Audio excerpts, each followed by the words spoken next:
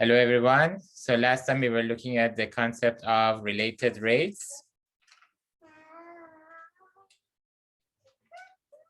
Related rates. And we saw that, if we have given, let's say y equals f of x, and let's say x is equal to x of t.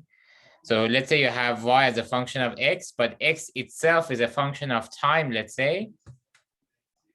Then y automatically becomes a function of time, right? So then we can say y is also y of t.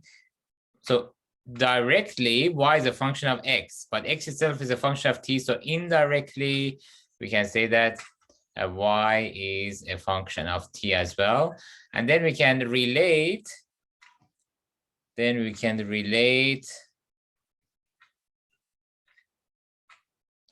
rate of change of y with rate of change of x via, so basically the relation will be dy to dt. So via chain rule, basically, we can say dy to dt is dy to dx times dx to dt. Or in other words, you can say y prime is equal to f prime of x times x prime.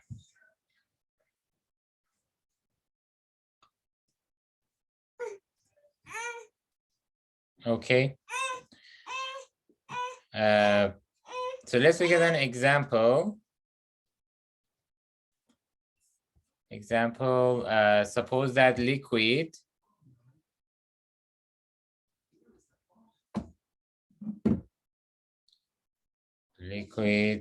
is to be cleared of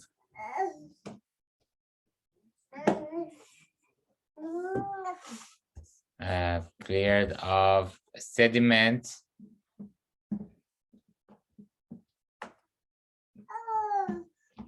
by allowing it to drain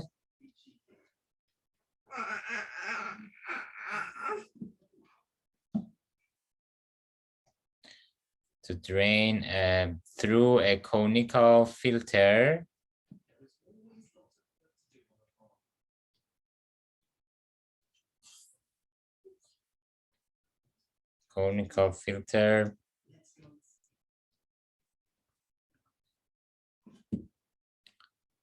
and that is 16 centimeter high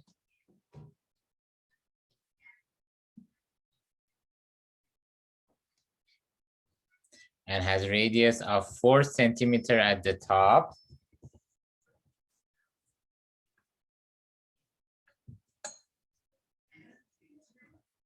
Has the radius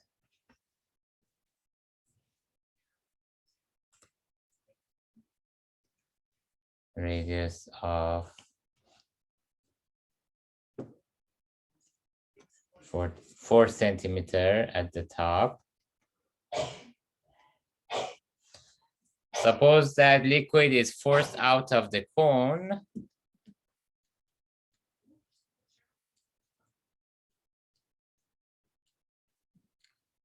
It is forced out of the cone at a constant rate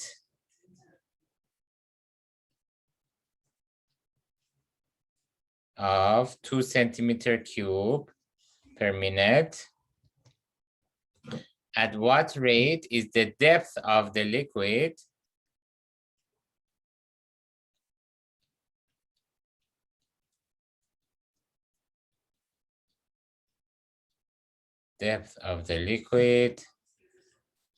changing at the instant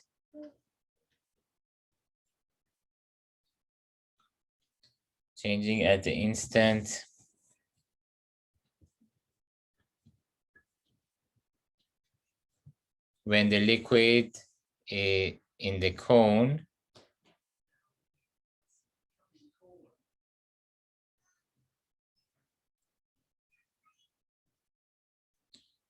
is 8 centimeter deep. So let me draw the picture for you and explain. It's a very simple process. So there is water in the cone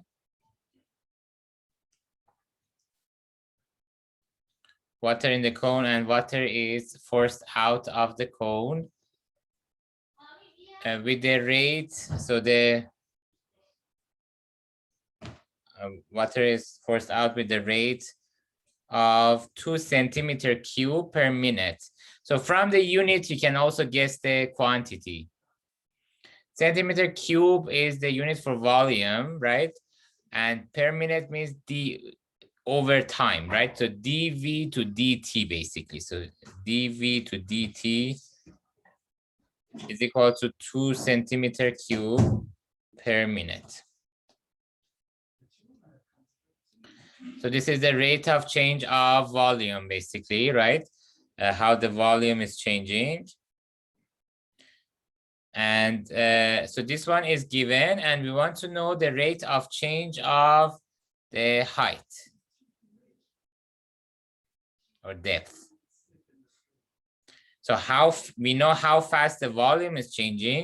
We want to know how fast the height is basically decreasing, or the depth is decreasing. So what else do we know? We know that the total height, let's say capital H, is equal to 16 centimeter. And we know that the radius at the top, let's say capital R, equals 4 centimeter. And then we have small h here.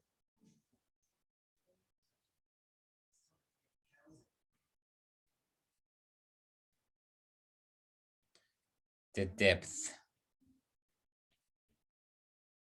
H of t, basically, the depth at time t. Right? Okay, so basically the height is, or the depth is a function of time. Because as time changes, as time passes, the water or the liquid is forced out. So once the liquid is forced out, then the height decreases more and more, right? So height is basically decreasing as the water goes out. And we want to know how fast, we know how fast the volume is changing. Based on that, we want to know how fast the height is changing or decreasing. So we have to find the connection. So want to relate the rate of change of two quantities, right? So the rate of change of V with the rate of change of H. So to do that, first, we need a connection. We need a connection between these quantities, between V and H, right? So if you remember, the process we explained last time was this, that if you want to relate two rates of changes, that let's say Y with X. I also wrote today. If you have Y as a function of X, then you can find the connection between the rates of changes. You just need to simply need to differentiate both sides. If you differentiate both sides, dy to dt, then you can find the connection to dx to dt. So dy to dt is dy to dx times dx to dt. So first we need the connection y as a function of x, then we differentiate both sides, and then we'll be done. Okay, so here instead of y and x, what do I have? I have v and h. So I need to write v as a function of h. So what do we know? We know that from geometry,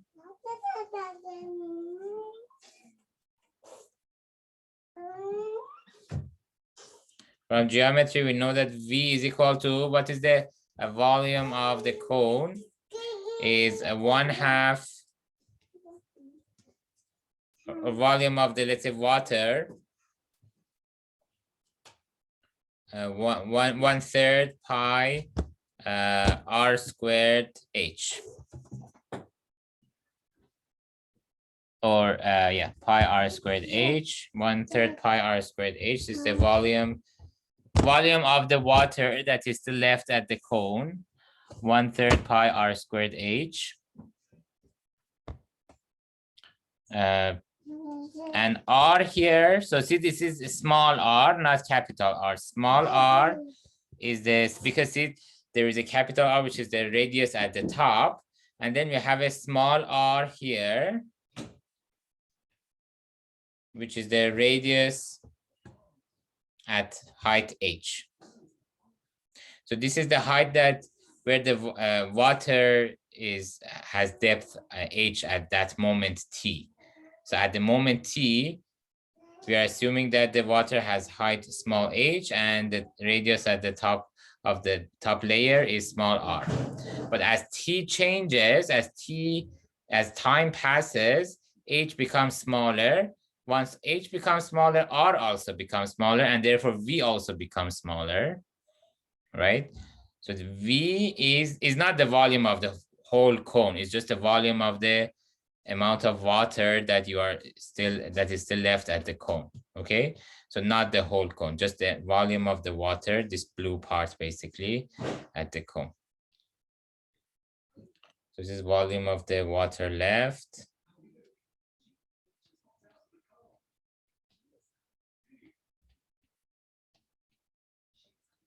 Left at the cone. R is radius at the top layer. And h is the height at the top layer. We can say at the time t, basically. Water left at the cone at time t. Radius at the top layer again at time t. And this is height of the water left.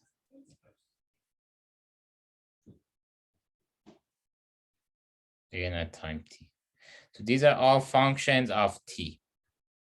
But here the problem is I have v as a function of t, and I need to have a connection between v and h. V as a function of t, h as a function of t, and then I can relate the rates of change of v with h.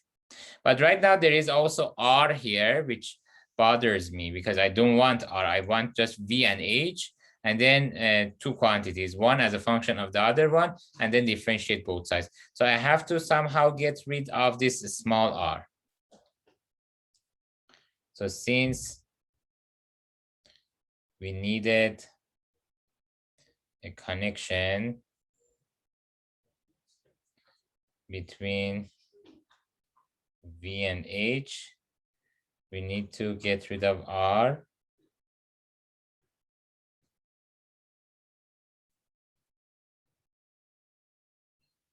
So how can I do that? We can use similar triangles.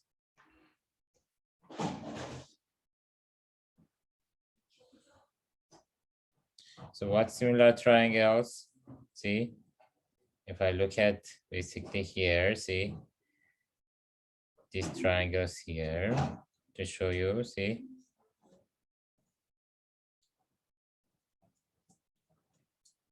See here. Is it O, A, B, C, D? So O, A, B, C, D. Now this whole OA we know is capital H, which is 16. This whole capital AB we know is capital R, which is 4. This one we know is R. This one we know is small h. So what can we say? We can say that R over small h, right? So we are using the similarity of which triangles here? Similarity of OCD, similar to OAB. Therefore, we can say R over H is equal to capital R over capital H. So that means R over H is equal to 4 over 16, which is 1 over 4. So H is equal to 4R. Or R is equal to H over 4.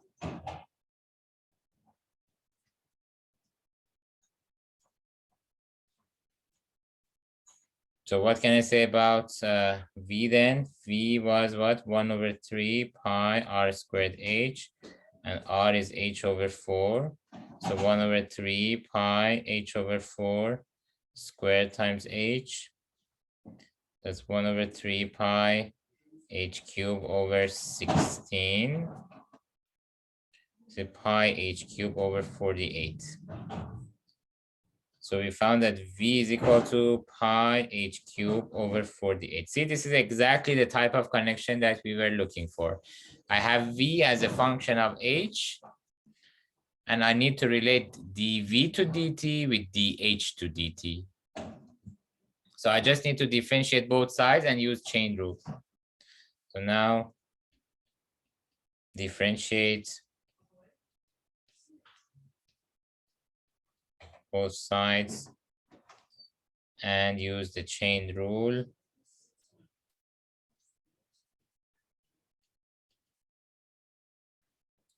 So what can we say? We can say that dV to dt, what is that going to be? dV to dH times dH to dt.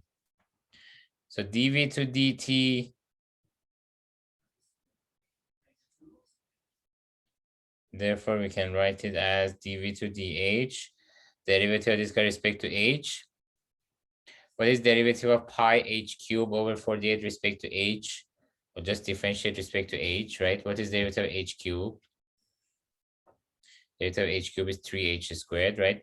So dV to dt equals 3 pi h squared over 48 times dH to dt.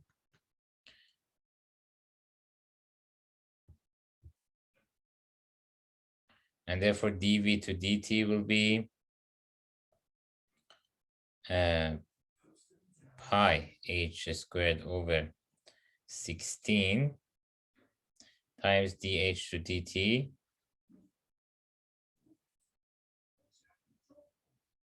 Well, we're almost done. The value of h is given. It says find the rate of change of h at the moment where h is 8 centimeter. The water is 8 centimeter deep. The liquid is 8 centimeter deep. So h is 8 centimeter. And we have the value of dV to dt as well. How much was it? dV to dt was 2 centimeter cube per minute.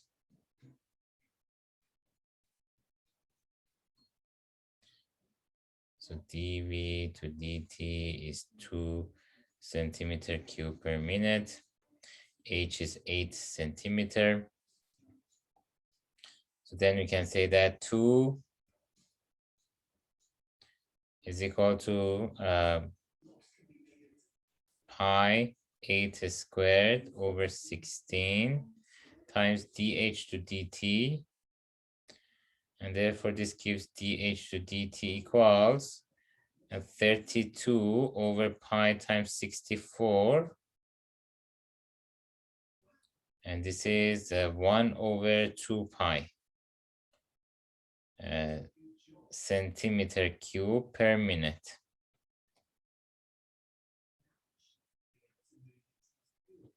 So dH to dt equals 1 over 2 pi centimeter cube per minute.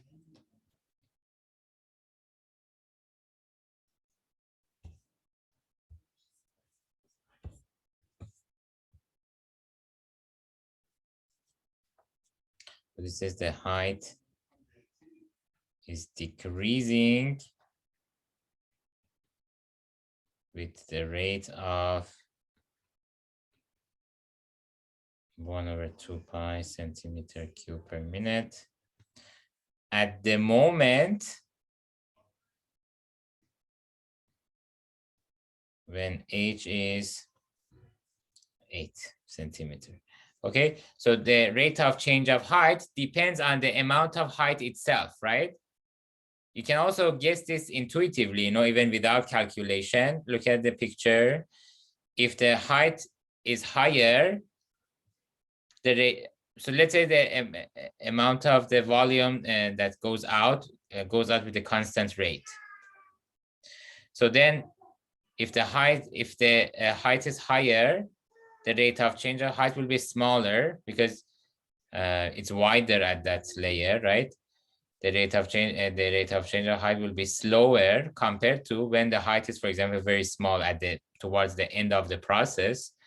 When the height is small, the rate of change of height is also higher because height is decreasing faster compared to when the height is high and the water is at the high level because the layer is wider there and the height decreases slower compared to when the height is very small. At that moment, the height is faster. So my point is the rate of change of height depends on the amount of height itself, right? So at the moment, at the time where height is 8 centimeter, then at that moment, dh to dt is 1/2 pi. If h is, for example, smaller, the dh to dt will be higher, faster, because h is decreasing faster, right? We can also try it. For example, try it when h is 4 centimeter, for example. How much is dh to dt? You will see that dh to dt has a bigger value, meaning that h is decreasing faster when h is 4 centimeter compared to when h is 8 centimeter.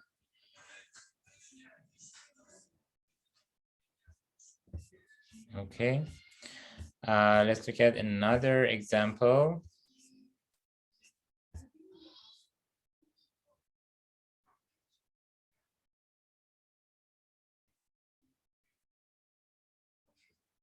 So a point P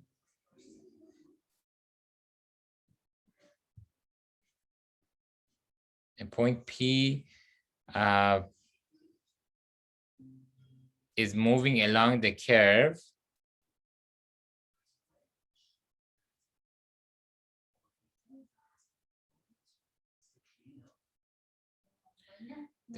whose equation is y equals root x. Suppose that x is increasing at the rate of,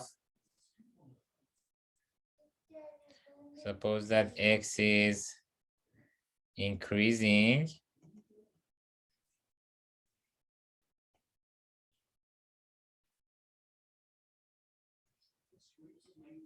at the rate of 4 units per second.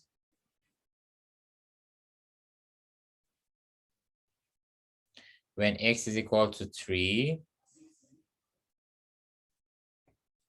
How fast is the distance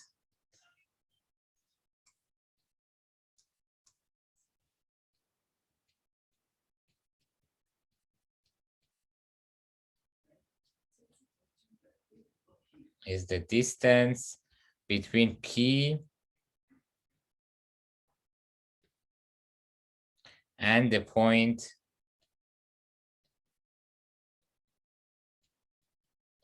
2 and 0, changing at this instant, changing at this instant. So let me draw the picture for you again. So root x, we have y equals root x.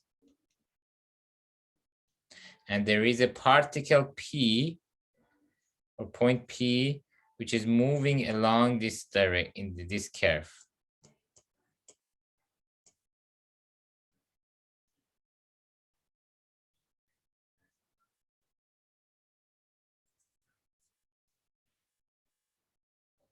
And you want to know the distance between the point P and the point 2 and 0. So 2 and 0 is here.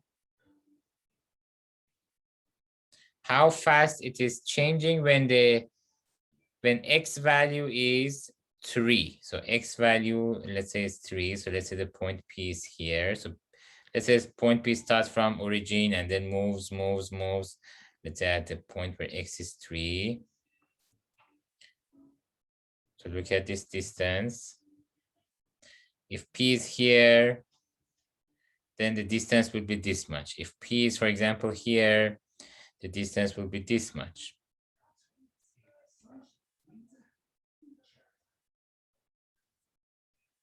Right? So point P is moving. So while point P is moving, the distance between the point P, which is moving itself, and the other point 2 and 0 is increasing.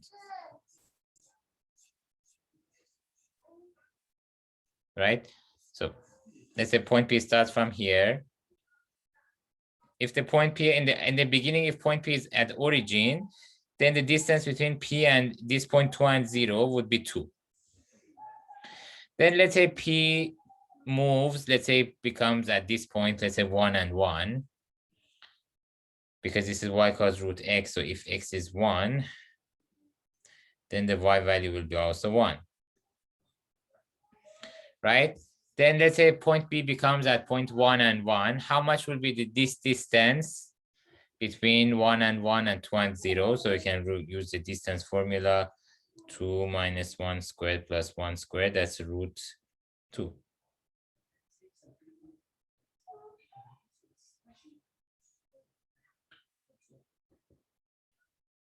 So in the beginning, distance was 2 at the origin. At this point, the distance becomes root 2, which is smaller than 2. So from here to here, the distance decreased. But then, again, P, let's say, continues the movement. At this point, P, for example, this point P is this point 3. And then the y value will be root 3. Then at this moment, the distance will be how much? Root 3 minus 2 squared plus root 3 minus 0 squared. So that's root 1 plus 3, which is 2. So again, the distance becomes 2 at this moment. The beginning is 2, then it decreases to root 2, then again increases to 2. So my point is, as the particle moves along this curve, the distance between the particle and this fixed point changes. So in the beginning decreases, then again increases. But the point is, it's always changing. As the particle moves, the distance also changes. We want to know how fast the distance is changing at this particular moment, because how fast it's changing depends on the value of x, definitely. Similar to previous example, that how fast the height is changing depends on the height itself. So this example, how fast the distance is changing depends on the value of x. We want to know at the moment where the x value is 3, how fast is the distance is changing at that moment. All right. So I wanted to give you this explanation. Now let me give you the solution. So what is the goal? The goal is to relate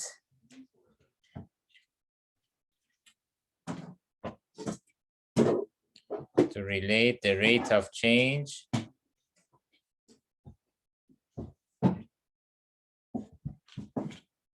of distance between P and 2 and 0 with rate of change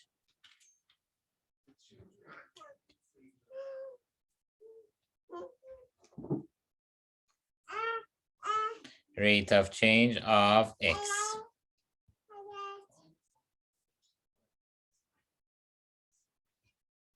So first we need, again, what? If you want to find a connection between the two rates of changes, first we need the connection between two quantities themselves, then we can differentiate using the chain rule, right? So first we need a connection between these two quantities, between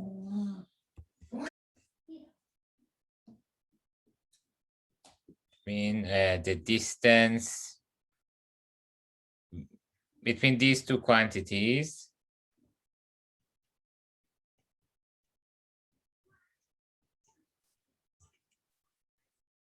So that's easy to derive, the connection between the distance between 2 points.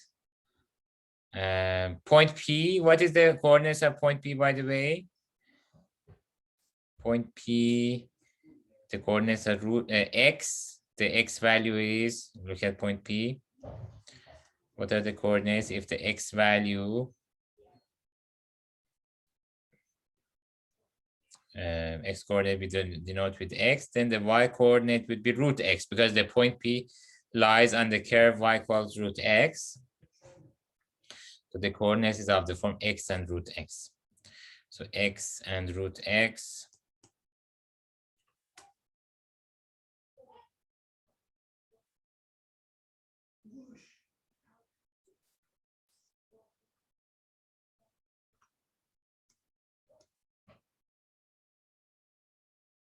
And 2 and 0. So between these two quantities, so distance between x and root x and 2 and 0 will be square root of x minus 2 the whole squared plus root x minus 0 the whole squared. And then this is square root of x squared minus 4x plus 4 plus x. This is square root of x squared minus 3x plus 4. So we found that D, see, we found the connection between our two quantities. Capital D is equal to square root of x squared minus 3x plus 4. So there is a connection between D and x. Now we want to find the relation between rates of change of D with rate of change of x. So how can we find the connection? Just differentiate both sides using the chain rule. So now differentiate both sides.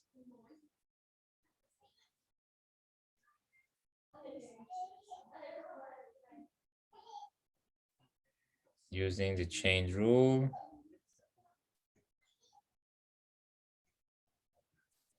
And then we get d to dt equals dd to dx times dx to dt. So dd to dt is equal to derivative of this function respect to x. How can I find derivative respect to x? Well, I just need to use derivative rules. U to power 1/2 derivative. U to power 1/2, because root x means root u means this expression inside square root. If I call it u, then it's square root u. Square root u means u to power 1/2. U to power 1/2 derivative is 1/2 u prime u to power minus 1/2. So then this is 1/2 u prime derivative of u is 2x minus 3 times 1 over root x squared minus 3x plus 4. 1/2 times u prime, derivative of x squared minus 3x plus 4 is 2x minus 3 times u to power minus 1/2 means 1 over root u, which is x squared minus 3x plus 4. And then times, so this part, this whole part is dd to dx, then times dx to dt. Dx to dt, we had it, right? How much was it? Increasing at the rate of 4 units per second. So dx to dt is 4 units per second. So times 4, 4 units per second. And that's it. So we can just, this is dd to dt as a function of x. So the rate of change of distance, of course, depends on the value of x. But at what x do we want to find the rate of change of distance? At the moment when x value is 3. It says, suppose that x is increasing at this when x equals 3. How fast is the distance at this moment or at this instant? So at the moment when x is equal to 3, so dd to dt at x equals 3 will be equal to 1/2 times 2 times 3 minus 3 times 4 divided by square root of 3 squared minus 3 times 3 plus 4. How much is this? 6 minus 3 is 3. So 1/2 times 3 times 4. And then in the denominator, I have square root 4, which is 2. And then so the answer becomes 3.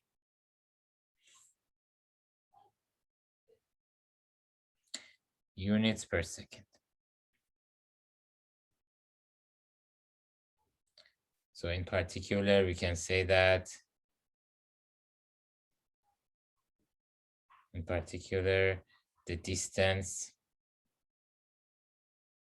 is increasing at this moment. Since the answer is positive.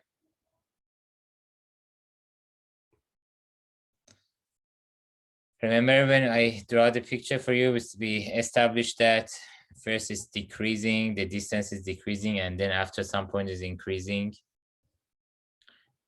You also try to figure out, I can add part B, at what x value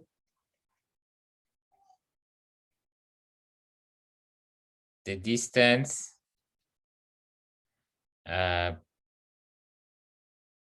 starts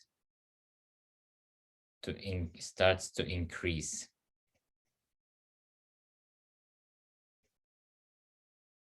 So the answer is, we want to know at which x value or at what x dd to dt becomes positive, right? Because if the rate of change is positive, it means it's increasing. Before that, if it was negative, then the distance was decreasing. So let's look at the formula for dd to dt. So based on this formula, let me call this formula star. See, everything is positive here. 1/2 is positive, 1 over square root of something is positive, 4 is positive. The only quantity which could become positive or negative is 2x minus 3. So, it becomes positive. So based on formula star above, in order to have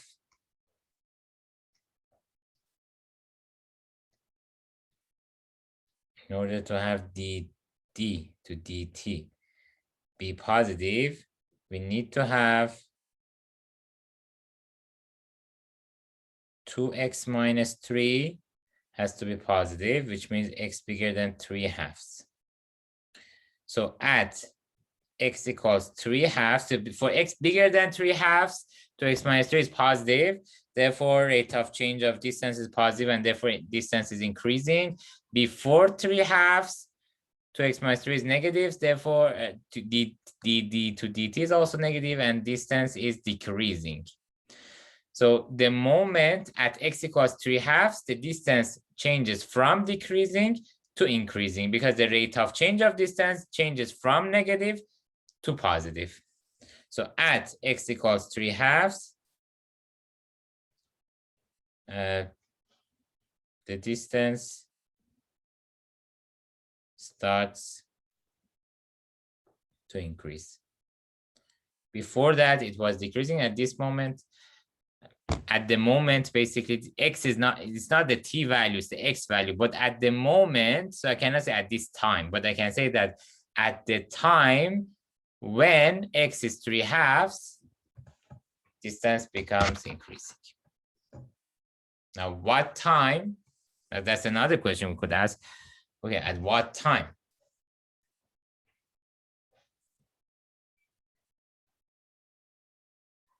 Do you think we can also find out at what time? So this is the value of x, not the time. We know that at the time when x is 3/2, distance becomes increasing. But at what time? So this is at part C. Determine at what time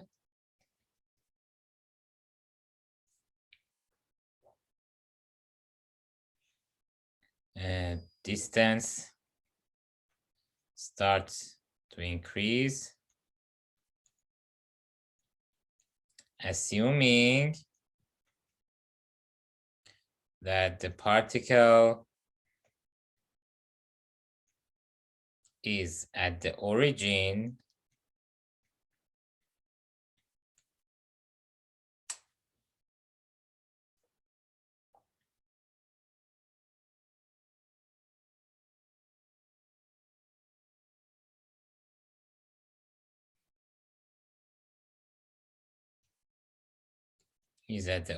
at t equals 0.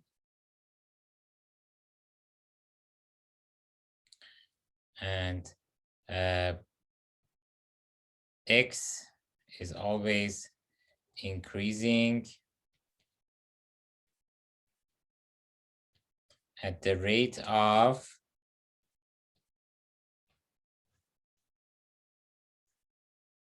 so what was the rate? So let's assume that the rate that we had is valid 4 units per second, 4 units per second for all x values, 4 units per second.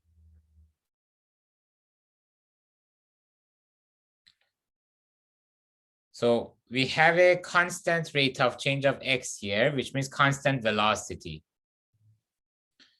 So we know for a constant velocity, what can we say? We can say x is equal to vt plus x0. So x0 here is x of 0, which is 0, because it says particle originally is at origin. So originally the initial x value is 0, and v is 4 units per second.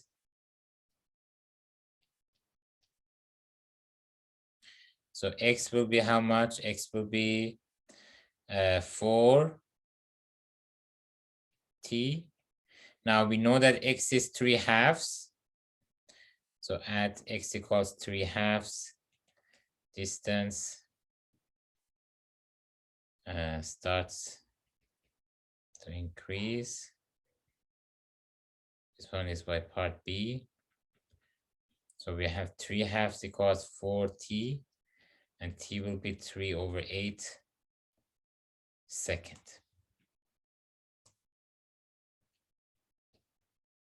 So based on the rate of change of x, we know that at the moment when x is 3/2, distance start to increase, but at which time x becomes 3/2? At t equals 3/8 second.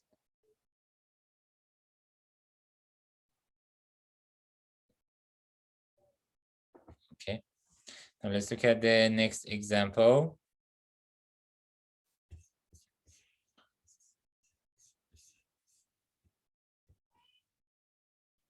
So an aircraft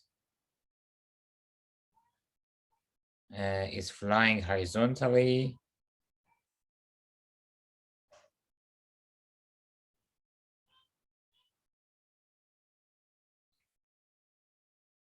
At a constant height of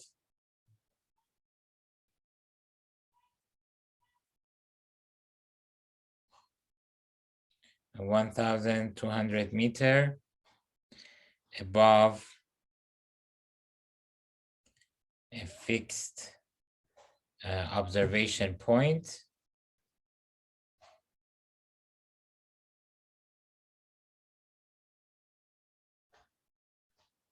At a certain instant,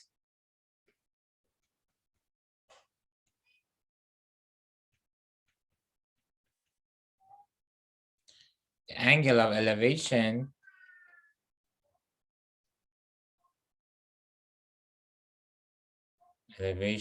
is 30 degrees and decreasing,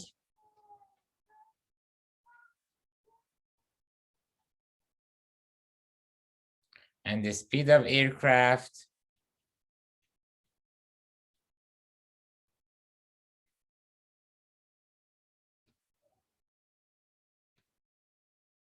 is 500 kilometers per hour.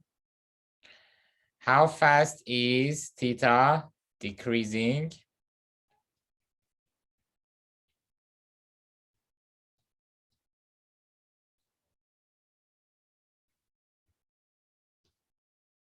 At this instant?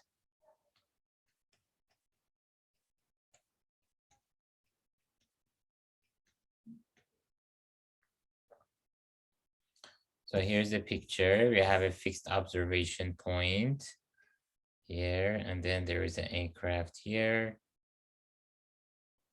So the height is fixed, and that's 1,200 meters. And the aircraft, so this angle is theta, and this is the aircraft. And this angle is theta. So as the aircraft is moving towards right, the angle, this angle theta, so imagine the aircraft, for example, moves to this location, then the angle theta becomes smaller, right? This will be the new angle theta. So height is fixed, but the location of aircraft, of course, is not fixed, is moving towards right.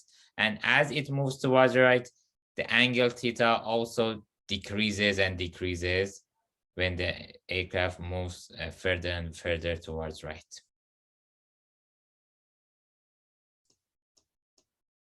So now we want to know how fast this angle theta is decreasing if the aircraft is moving towards right in the speed of 500 kilometers per hour. So we need a connection. So what is the goal? The goal is to relate rate of change of theta with rate of change of x. Let me call this one x of x. Rate of change of theta with rate of change of x. So first, again, like previous examples, first we need a connection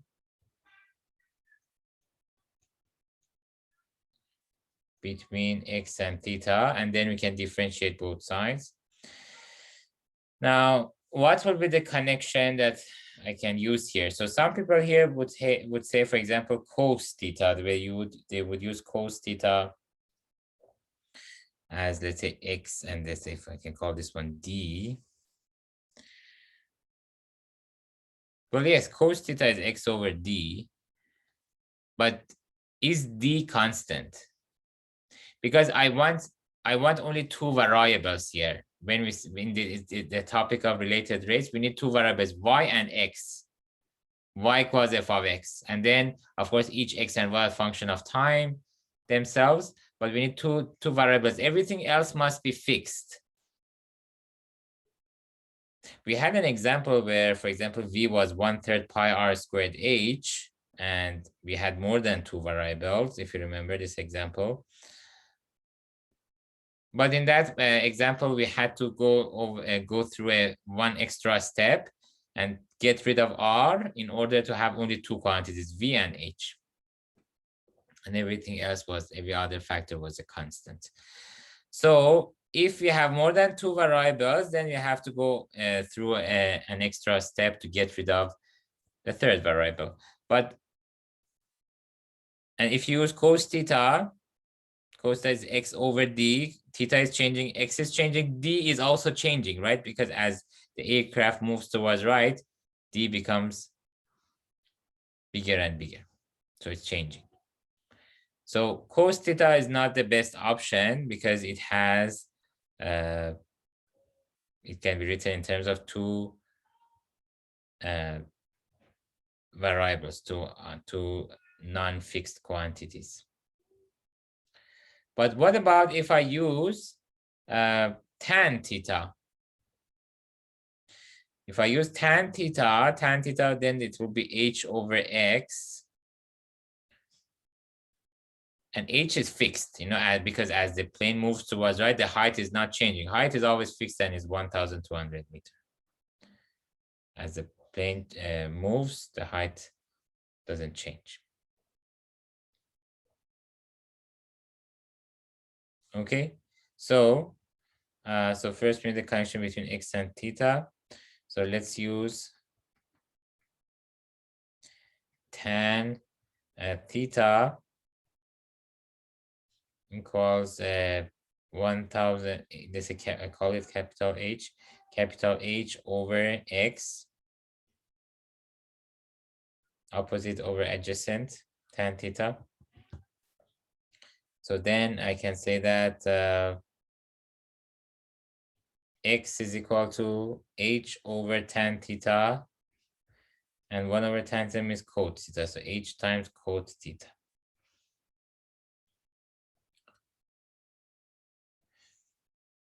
Okay, x is equal to h times cos theta. So see, now I have only two quantities, x and theta. X is written as a function of theta. Now, differentiate both sides.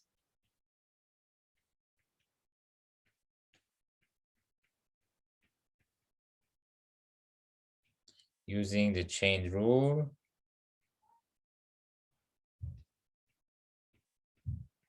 Then what do we get? We get dx to dt equals dx to d theta times d theta to dt.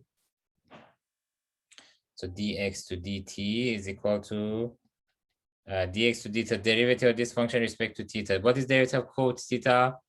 Minus cosecant squared. So minus h times cosecant squared theta times d theta to dt. So now we want to know, we have dx to dt. Dx to dt we know is how much? 500 kilometer per hour. And h we know it's 1.2 kilometer. And we know theta is 30 degrees, which is pi over 6 radian. So we can say that dx to dt at the moment where theta is equal to pi over 6 is equal to minus 1.2 times cosecant squared pi over 6 times d theta to dt. And the answer has to be equal to how much? It has to be 500. So 500 equals minus, this is 1.2, not 1 times 2, 1.2. So minus 1.2, 1 over cosecant is 1 over sine squared pi over 6, d theta to dt. So 500 equals minus 1.2. 1 over sine power 6 is 1/2, so 1 over 4 d theta to dt.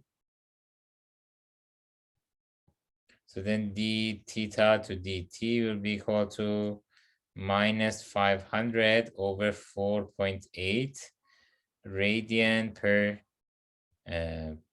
hour, because the units were per hour.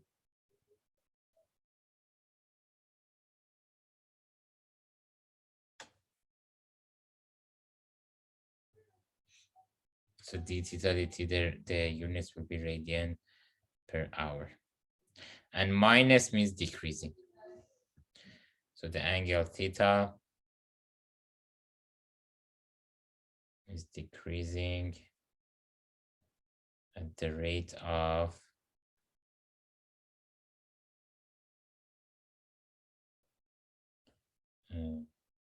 500 divided by 4.8 radian per hour.